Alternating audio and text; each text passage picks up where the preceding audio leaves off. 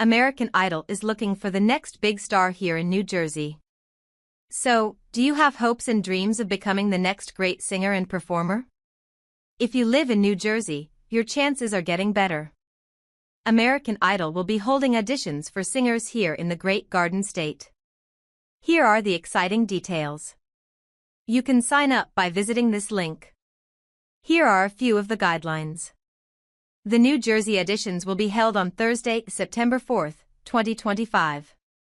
You must be born between June 2, 1996, and February 15, 2011, to be eligible. If you were born before or after those dates, you are not eligible. You must be a legal U.S. citizen before, during, and after the post-production of the show.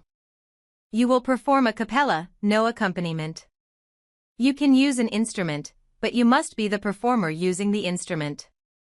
You can use tracks for a song, but it may not include other technically enhanced background vocals or any additional soundtracks from you, the performer. You can sing original songs or any selected song that you feel will highlight your ability and style to the producers. If you miss this audition on September 4th, there is an open East Coast call on September 12th, 2026. This is big, but there is so much more to the rules and regulations. Some Big Joe advice. As someone who hosted a talent show for 20 years, I can tell you that the producers want to know you can sing and that you can perform. When the network first started and was looking for talent, they would send producers to my talent show to scout the talent. There have been quite a few who have performed on my show that went on to music success. Jax, Charlie Puth, Emily Grove, and others displayed their best material, chose the right song, and most importantly, delivered such a powerful performance. Each year, my judges at the finals would be so impressed by their talent. Every year, the winner of the talent show was so outstanding.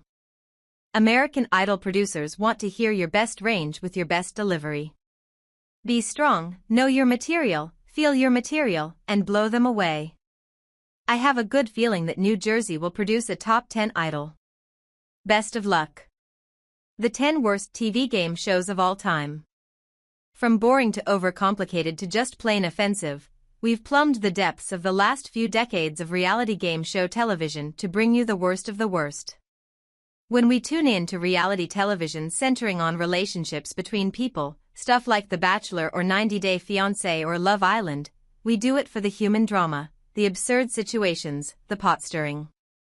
Back in the day, pot-stirring was for the game shows, and nothing is more emblematic of the late 70s/early 80s obsession with causing drama than Three's a Crowd, the short-lived game show created to find out who knows a man better, his wife or his secretary.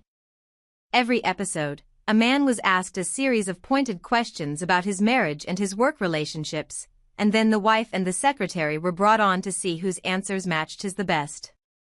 The whole concept reeks of physically painful toxic heteronormativity, and the show, as well as its 1999 revival, did not last longer than a season. Before the late Alex Trebek was the face of Jeopardy! He hosted the short-lived Canadian game show Pitfall in the early 1980s. The design of Pitfall was a little bit like Family Feud. Contestants would attempt to provide answers to certain questions that most closely matched the answers the studio audience would give before filming started. Whoever got the most right would advance to the pitfall round, in which they had to cross a bridge by answering a number of trivia questions.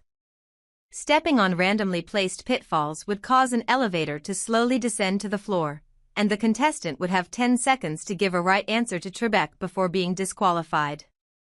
The whole thing was overcomplicated and boring to watch, and the sudden bankruptcy of the production company meant that no one involved got paid their full salary for a season of work. In a spooky coincidence, Fox's torture chamber trivia show had strong Saw vibes despite the fact that its first and only season aired 2 years before the original Saw movie came out.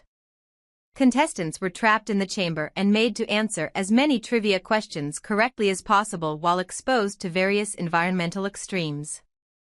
The chamber would be either very hot or very cold, and the contestants would be blasted with gusts of wind, jets of flame, shaken by earthquakes, and had their muscles contracted by electrodes while their oxygen was depleted.